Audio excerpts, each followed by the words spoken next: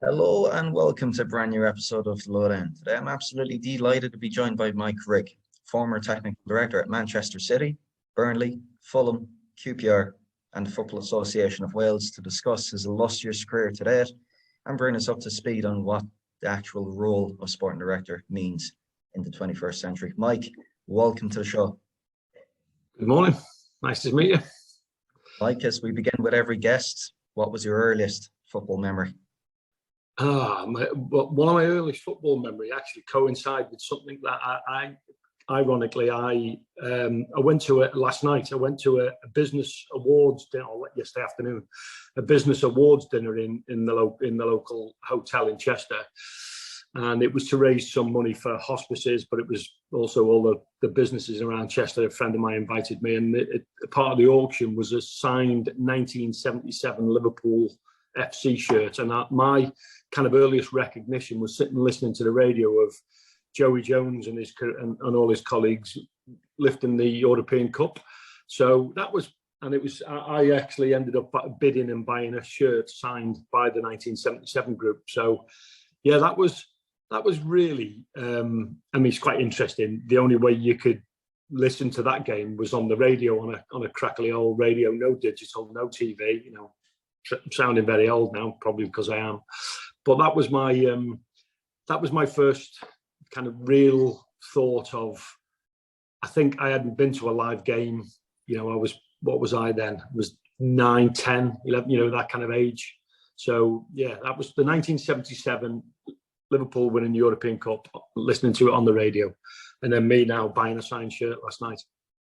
Well, and you've obviously enjoyed a illustrious career. You've worked a number of different positions, coach, as academy manager. However, the one role which has really come to define who you are and your own career has been that of technical director. I mean, how would you begin to describe that role? Describe it in 3 different ways, Connor. I'll be honest with you, I fell into the role. I fell into the role because it was a particular time in my career when I left Sheffield Wednesday and rejoined Mark Hughes at Blackburn. Because there was a guy called Terry Darracott who very sadly passed away recently, but Terry was a great guy and he was the chief scout at Blackburn, and he'd retired because he'd won the lottery. He actually won the jackpot on the lottery. I'm not sure how much, but he won the lottery, and he went in to see Mark and said, "Listen, I'm going to retire. I'm kind of done." So Sparky phoned me up and said, "Do you want to come and be the chief scout?" So I left Sheffield Wednesday and went into a completely different role. Scouting was chief scout. I've never done that before. But on the back of that, it kind of then turned into another couple of jobs, going into Man City and then onto QPR. It was a role that was pretty much new. There wasn't many people that were in this technical director role. And there was a couple of people who'd done the director of football, but everybody was getting caught up on the semantics of the name. And nobody really understood what the job itself was, from the board, the owners, right the way through. So I would say over the last 10 to 12 years, that's taken shape in a very different way. Nowadays, it's very much easily regarded and understood what the role is. But 10, 12 years ago, the role of the technical director was kind of always on the back of a scouting role. It was always about recruitment. And then it evolved over time to include more issues to do with, managing and getting the most out of the, player development and the youth academy. And then, some clubs realised they needed a specialist person that was able to look at the long-term strategy of the club. It was real football expertise, but at the same time supporting the manager to make sure there's the short-term success. So I would say, to come to the answer to your question, I've always regarded it as being kind of 3 roles, 3 different types of roles depending upon the club. One, you've got the kind of general manager, the football strategist, someone who very much oversees the big strategy. So John Rudkin at Leicester, John's come through academy background, or Stuart Webber at Norwich, Stuart came through a different background, but they very much see the overall strategy of the club, all the different departments. The second kind of role is more operations and governance. Richard Garlick, who's at Arsenal, Richard's got a legal background. You know, he was the legal counsel at West Brom before he went to the Premier League. But he's very much capable of, I mean, these aren't sole exclusive just to them bits, but generally the second role is very much built around operations and governance. Rebecca Capelhorn at Tottenham. I said Richard at Arsenal, but they're very good, adept, and in tune with, you know, governance issues to do with it. Whether it's and then a lot of clubs now calling it the chief football operations officer. And then the third is more of a technical role. So people who've come from more of that sport background, whether it's coaching, whether it's player development, and that kind of role oversees more of the, you know, the tactical and recruitment, which probably I would say in a lot of my roles, my expertise in governance, you know, that's not my background, and I've always been very much hands-on because of my, you know, coaching and player development and coach education background, and then onto recruitment. So it very much looks one of them three, and a mixture of, and obviously in some clubs they have two or three of them positions working together. So the job is evolving, but I would say they fall into one of them three roles. Absolutely illuminating insight. And we're not going back too far ago to your time at Blackburn within the last 15, 20 years, but not exactly the information age. And as you said yourself, there wasn't really a user manual informing you really as to how to do your job. But is it a case of there's no substitute for doing the hard work, building up that network base? Or was there anybody in those formative years, Mike, that you began to lean on and really kind of learn the profession from the inside out? All of the above, you know, all of the above. It was very much, I mean, I remember the first week going into Blackburn, it was a chief scout role, but literally it was a desk, there was a filing cabinet full of team sheets, and there was a fax machine on the floor, and the fax machine was just spewing out faxes from agents saying we've got the mandate for this player, that player, and there was no computer system. And I would say, you know, back then there was a couple of changes that were taking place, namely a couple of companies. So there's a guy called Lee Jameson from who formed a company called Scout 7, which then went on to be ISF.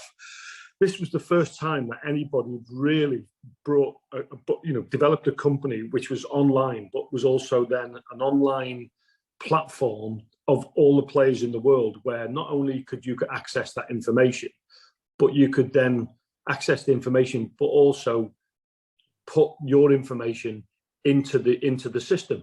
So I know I know it's very simple to comprehend this now, but back then everybody was kind of running around with everything in little black books and unwritten files or in filing cabinets. So there was a lot of good information out there, but a lot of it was in people's heads and a lot of it was in people's filing cabinets, and there was no way of kind of managing all this information.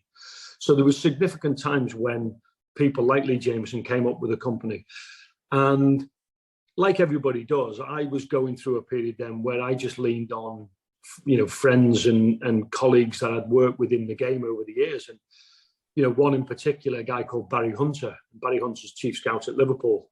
Barry was a player at Wrexham, so I'd known Barry for a long time. And we'd lost touch and just done our own thing. And I remember turning up at Newcastle. I'd gone into Blackburn, and I was doing a report up at Newcastle. And I looked down and I saw Barry Hunter on the, you know, with the headphones on, doing something for, I think it was Berkshire Radio, something like that. And I, you know, ran down to see him. You know, I hadn't seen him for a few years. How you doing? And he said, yeah, you know, finished playing, finished managing, kind of just getting back involved in football. And I said to him, do you fancy coming and doing a bit of scouting for us?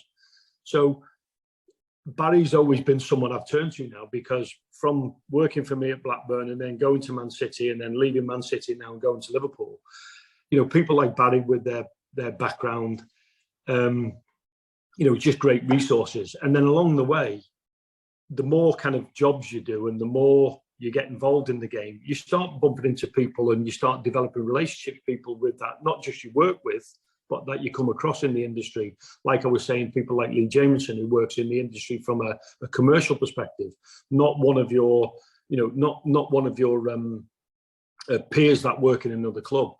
So, you know, you end up bumping into and crossing swords with a number of different people that you might lean on at different stages in your career, that, you know, that help you out and in times of trouble, or, you know, people in particular, like I said before, Stuart Webber at Norwich. You know, Stu worked for me at QPR, and he's now done an incredible job at, you know, they've had a tough season, but he's done an incredible job what they've done at Norwich. I pick the phone up all the time. You know, Steve Cooper, who was a player at Wrexham when I was working there, that we worked together. You know, I'll pick the phone up to Steve all the time because of the credible job he's doing at Nottingham Forest now. And then other people that you've kind of developed a relationship in the industry, you know, Dan Ashworth and the likes. So that's kind of how I've done things. You always tend to go to people in the industry that come from a different angle, maybe in a more commercial or technology level. I mean, I'm doing a little bit of work at the moment, consultancy work with a company called Kitman Labs. Incredible organisation, global reach, working in NFL. They're working in somewhere like 600 or 700 sports all over the world. They've got incredible insights into NFL and basketball and everything to do with technology and data. And, you know, so, you know, turning to people inside Kitman Labs and some of the colleagues there, just, again, are always a great source of information. It's incredible hearing from yourself how actually tight-knit these circles actually are. And one of the many facets which I want to discuss about the actual role is that of fit and alignment and taking on a challenge, embarking upon that new project.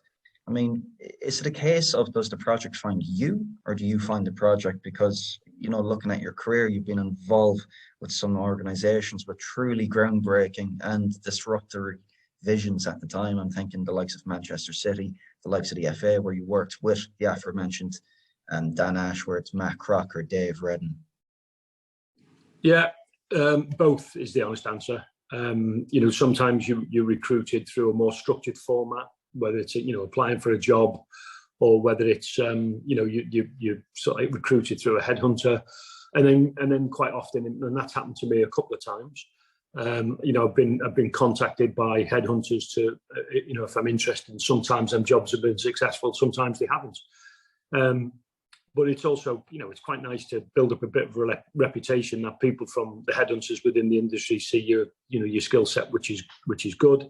And then the other thing is, and it's the way all industries work, is the contacts and the trust that you build up with people. So, you know, I had a great relationship from the days of the Welsh FA with Mark Hughes, Mark Bowen, you know, Eddie Niedzwiecki, Kevin Hitchcock, Glyn Hodges, and we all kind of worked together for a number of jobs. And working with them, we all went from Blackburn to Man City, and then Man City, we ended up working together at QPR. And, you know, working with people you know and trust is great, but it doesn't always work out well when, you know, the man at the top loses his job and moves on, and then you find yourselves in a sticky situation. So I've been really lucky that I've been brought in by, you know, contacts and friends and colleagues that have wanted me, you know, because they trust me and my ability, but also sometimes I've been, you know, recruited through more structured format.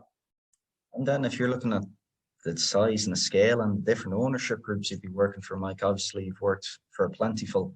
I mean, is it a case of the principles remain the same when you're going from the likes of Manchester City with infinite resources compared to, I don't know, perhaps a Fulham or a QPR with less resources? Do the principles remain the same? No, there's various principles that you want to try and keep in terms of your, you know, your strategic approach, or some of your processes that you put in place, and some of the, you know, some of the structures and the roles and responsibilities. But you have to adapt to the role of the job itself. So there's two things I always say about all jobs that you're going into. There's two things you've got to really understand on the way in: purpose and clarity. So what's the purpose of the ownership and the board right at the very top? Why have they bought the club? What do they want from the club? And I talk about this an awful lot. There's four types of clubs in the world, and every club falls into one of four categories. Number one, a global brand. So, you know, there are 15 to 20 true global brands, you know, Real Madrid, Man United, Liverpool, Man City, Barcelona, Bayern Munich. Then there's the second category of club, which are the clubs that want to win their prospective top league. So yes, they are big, and, you know, they are globally recognized, but they're not the same true global brand. So example, FC Copenhagen. big club, great club, but you can't class FC Copenhagen the same as you can Real Madrid.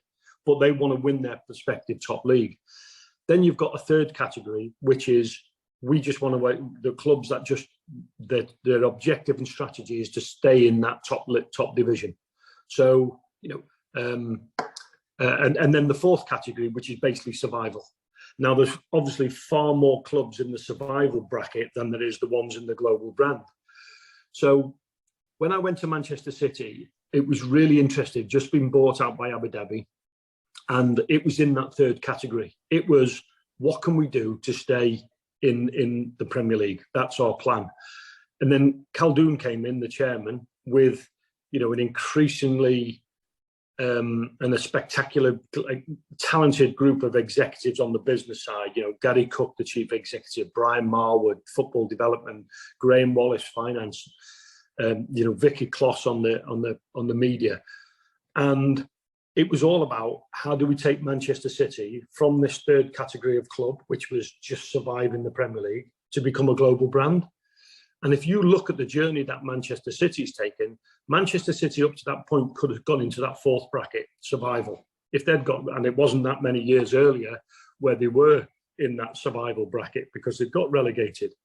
But then what I realised by going into a club like Manchester City is, and what I've done since, you've kind of got to understand that the purpose of the club, what do we want, what does the owner want from, and it was really clear to me, the ownership wanted to go from, we don't want to just survive in the Premier League, we want to actually win the Premier League and we want to be a global brand. Now, on reflection, I left Man City and went to QPR and made it didn't work out. And, I looked back and reflect and thought, made a lot of mistakes back there. And, it wasn't all down to me, but if I had the opportunity to go back and do it again, would I have done things differently? Yeah, absolutely. But QPR weren't in the same kind of strategy as doing that Man City role, going from, winning the league to be a global brand. QPR at the time were about literally just making sure they stayed out the fourth category and stayed in the third, which is just remain in the Premier League. So that needs a really, really different strategy. And, for me, the club has to be aligned on that. And that wasn't, if everybody has kind of different plans of which category they want to be and how it's done, then it makes it impossible to do your job, which happens an awful lot in football clubs. So purpose, what category? And then the second thing is clarity. And this is the big thing for me, which is really lacking inside football. You asked the question early on about, what's the roles and responsibilities? How do you class that? There's still an awful lot of internal challenges that you have, and maybe a bit of external, but it doesn't really matter what the media and the fans, well, it does matter what the media and the fans think, but it doesn't affect your day-to-day job. What affects the day-to-day job is the clarity of the operations inside the football club and who does what and how. So they're the really two most important underpinning aspects of understanding how you approach each job you go into, and that has to be set from the top. And unfortunately, the ones where you find it's dysfunctional, it's quite often because them two factors aren't working properly. There's not a clarity on purpose. There's no clarity on actual roles and responsibility. And then that means there's very much a dysfunctional operation inside the club, which doesn't tend itself to success. And you speak about purpose and clarity. I think we've had the best example, prime example in years this season in the Premier League in terms of when a club isn't aligned on those four fronts, and that would be of Everton, because seeing in the past the type of personnel they've actually recruited for that director of football role, you have the likes of Steve Walsh, the likes of Marcel Brands coming from that recruitment point of view. But in the midst of what happened this season, they appoint Kevin Thelwell, who of course comes from a more player development and academy background. I think, Mike, and I think you'll agree, there's been no better case example of that playing out in recent Premier League years than what's happened at Everton this season. Yeah, I can't pass comments and judgment on Everton because looking from the outside, it's not been great in terms of how they've fought their way out of relegation this season. And I know, Steve, and I know Marcel, and I know Kev, all three of them really well, and all three of them are extremely capable operators. So I can't pass comment on what it's like inside the club, but something clearly hasn't worked, because a club of Everton's size wouldn't have been in the situation they have been over the last number of years.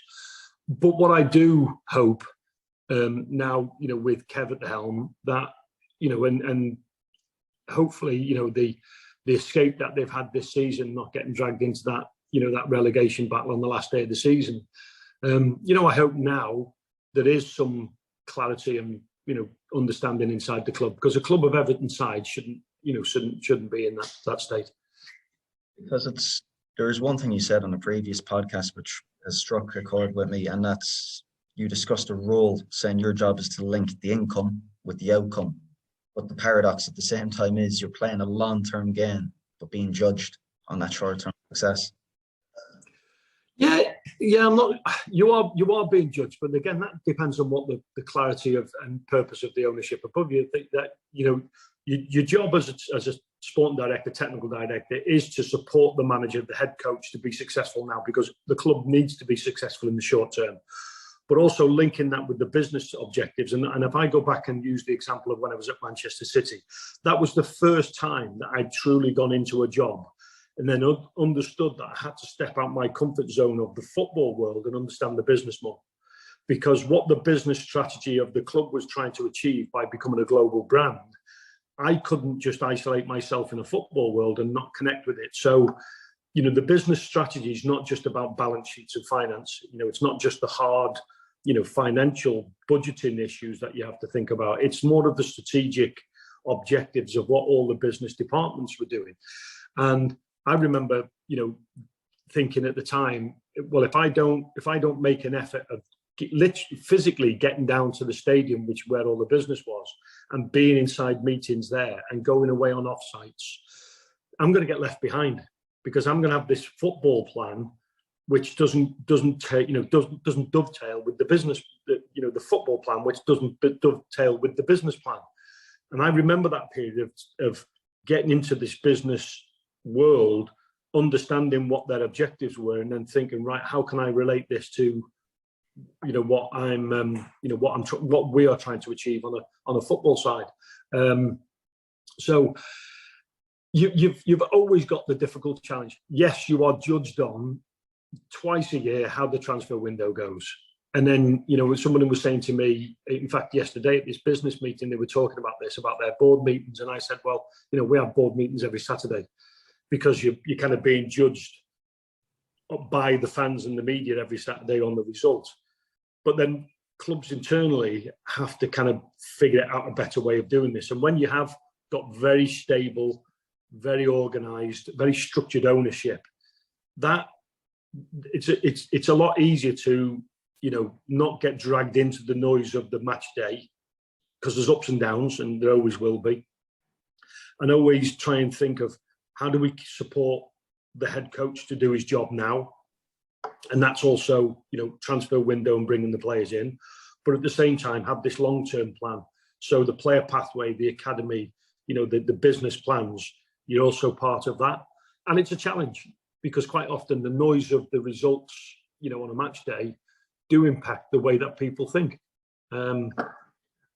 It's really interesting. It's fascinating. We haven't even taken into consideration the cultural context of it too, because often we see on the continent the sporting director is a figure who sits on the bench with the coach. I'm thinking the likes of Hassan Salihamidzic at Bayern Munich, Max Eberl, Borussia Mönchengladbach, and it's very different to the sporting director in the UK, who often work more in the shadows. I mean, I can't think off the top of my head, for example, of a single interview Michael Edwards has done during his tenure throughout Liverpool.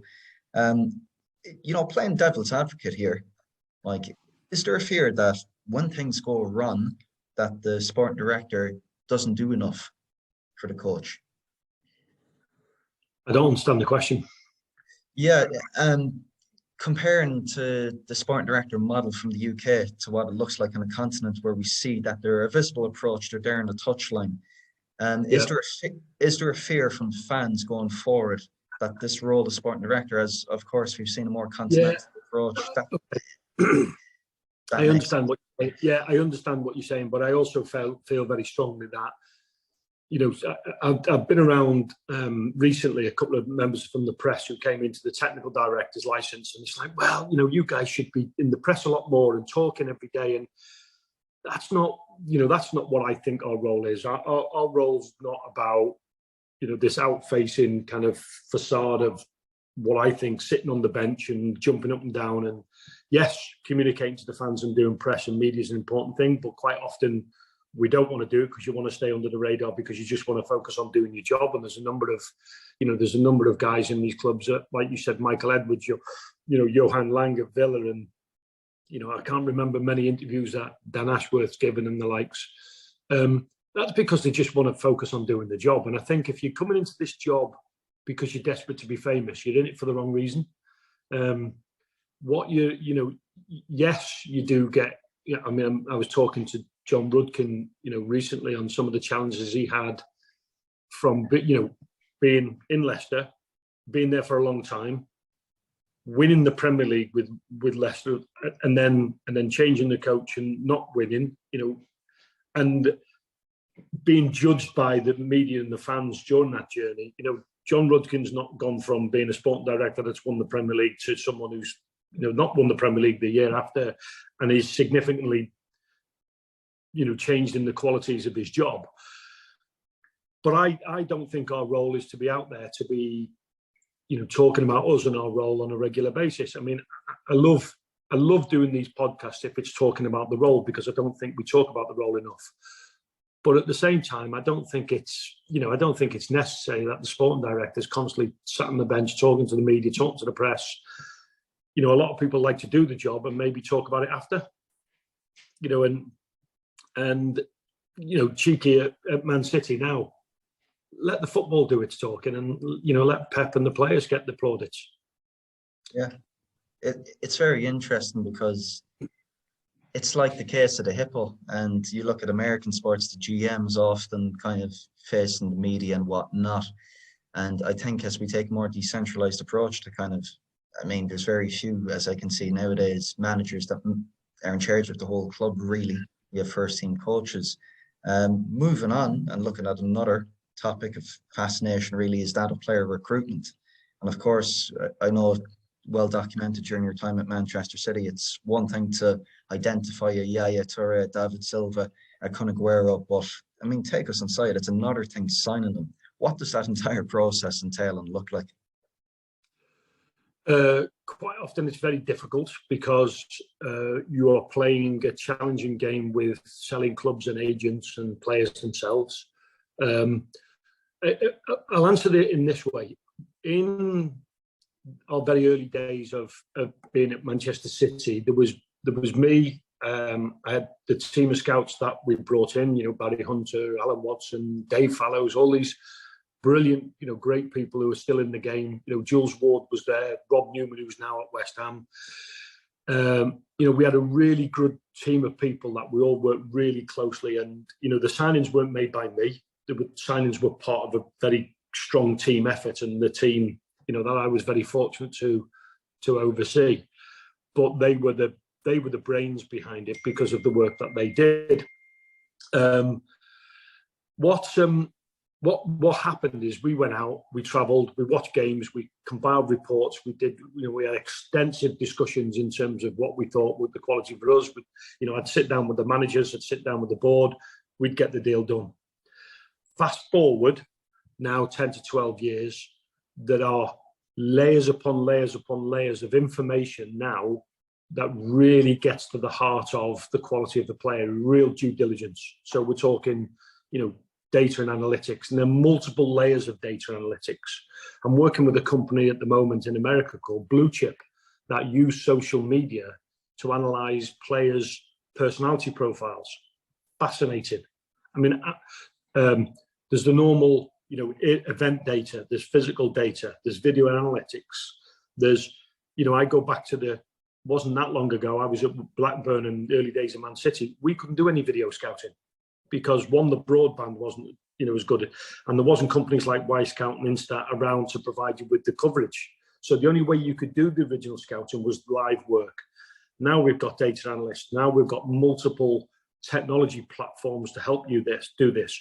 So the due diligence now is far more thorough, analysing injuries, analysing physical, analysing games, analysing players and personalities and backgrounds.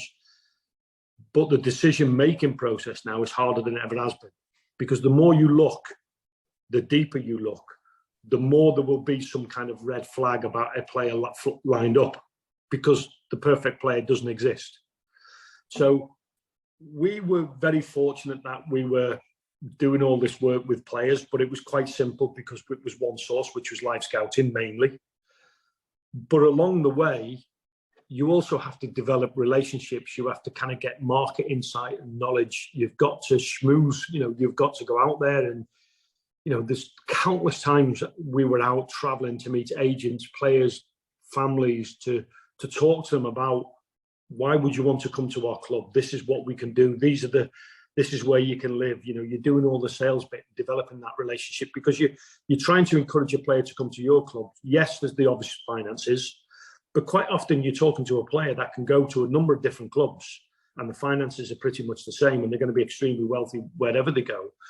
But you've got to try and convince this player why coming to this club would be the best thing, and what we can put around you and how we can support. So really, to answer your question, it's gone from just live scouting to multiple types of scouting, and the skill set has to be different. And then it's harder to make a decision.